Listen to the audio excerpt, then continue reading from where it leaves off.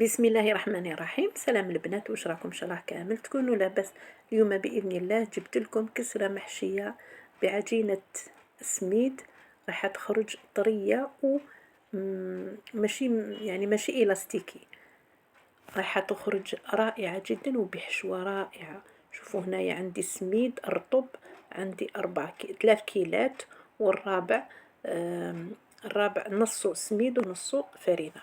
رايحة نخلط الفرينة مع السميد هكذا. رايحة ندير مغرف خمارة، مغرف كبيرة وماشي معمرة بزاف. حندير شوية تاع الملح على حساب الخليط نتاعي. انا عندي نعناع يابس، رايحة نرحيه هكا بين يديا هكذا، ندير النعناع، ولا عندكم الكزبر الطازج ديروا له. اذا هنا عندي مغرف صغيره نتاع العسل، وعندي ربع كاس تاع الزيت ديروا له زيت زيتون او زيت نباتي. حنبسس السميد نتاعي في الزيت، نبسو هكا مليح مليح حتى وين نحس الزيت دخلت كامل في السميد. هذا هو السر اللي يخلي العجينه نتاعنا تخرج طريه. هنا راح نشمخ بالماء، يكون ماء دافئ، راح نشمخو غير بالعقل. هنا خذالي كاس والربع، انا كاس الاول خذاه كامل، راح نزيد ربع كاس تاع الماء. وهنايا الماء يبقى على حساب السميد تاعنا الا يشرب ولا لا هكذا. والعجينه تاعنا ما لازمش نطروها بزاف، لازم تخرج متماسكه. نجمعها كامل هكذا ونخليها ترتاح. شوفوا هنايا هكا راهي طريه، شوفوا شحال خذا الماء، بالي كاس وربع. هنا جيت البصله، درت 2 حبيبات بصل قطعتهم مربعات، وزيت زوج تاع الزروديه سكرفشتها وخليتهم يطيبوا هكا. وجيت صدر الدجاج، درت صدر الدجاج، درت له شويه تاع لاموطارد وشويه تاع الملح، ودرت 2 مغارف تاع ياغورت طبيعي، ولي زيبيس حسب الرغبه. انا درت زنجبيل، كركم، كزبره يابسه، وشويه تاع بابريكا ولا فلفل عكري، وشويه تاع الملح. وراح نخلط كامل هكذا، نخلطهم كامل هكا ونخليهم يرتاحوا على الأقل 5 دقائق أو 3. هنا هكا نخلوه هنا البصل والزرودية تاعي تقلاو. راح زدت طماطم كبيرة و2 سنينات ثوم. وهنا ثاني درت لي زيبيس في البصله نتاعي والزروديه والطماطم، درت لها شويه تاع لي زيبيس هنا وخليتهم يطيبوا. من بعد درت مغرف كبيره معمره مليح مليح نتاع الطماطم المصبره في نصف كاس ماء، حليته هكاك وفرغته لداخل، وزدت كاس نتاع الماء وخليته يطيب. نولي العجينه نتاعي نعجنها هكا شويه لمده 2 دقيقة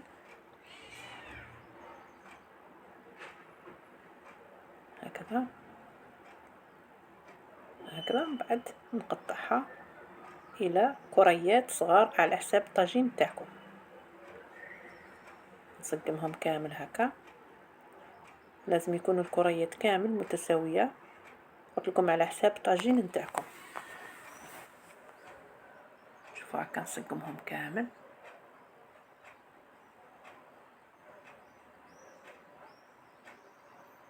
شوفوا العجينه ماشي طريه بزاف، راهي تبان بلي حاكمه روحها. اذا نغطيهم هكا ونخليهم يرتاحوا على الاقل 5 دقائق. بعد شوفوا لهنايا الحشوه نتاعي بعد ما طابت، بعد ما جازت 5 دقائق راح نشكلهم. وحطيت المقله نتاعي فوق النار متوسطه ورايحه نشكلهم. هنا تقدروا ديروهم كسره يعني دائرتين. الدائرة الأولى راح نضع فيها الحشوة، والدائرة الثانية نغلق عليها. ولا تقدروا ديروهم كما درتهم هنايا، الدائرة الأولى راح ندير في الوسط الحشوة ونغطي عليها بالنص تاع الباقيين تاع الدائرة. كل واحد كيفاش يحب الشكل. انا يحبوا هكا في الدار، قالوا لي ديريها لنا كي لي سوفلي. بصح صدقوني واحد العجينه رائعه جدا جدا. انديري غي با كامل درتها بالسميد، خرجت طريه و يعني ما عندهاش هذاك العلك تجبديه وهو يجبد، لا لا، بال يعني تتقطع تمتم. شوفوا هنايا درت لها الحشوه، ومن بعد درت شويه تاع الفرماج. وهنا الفرماج اختياري، كل واحد كيفاش يحب. كاينين اللي ما يحبوش بزاف الفرماج، وكاين كل واحد كيفاش يحب. اذا درت لها شويه تاع الماء على الاطراف، ودرت هكا نضغط عليها بالفرشيطه.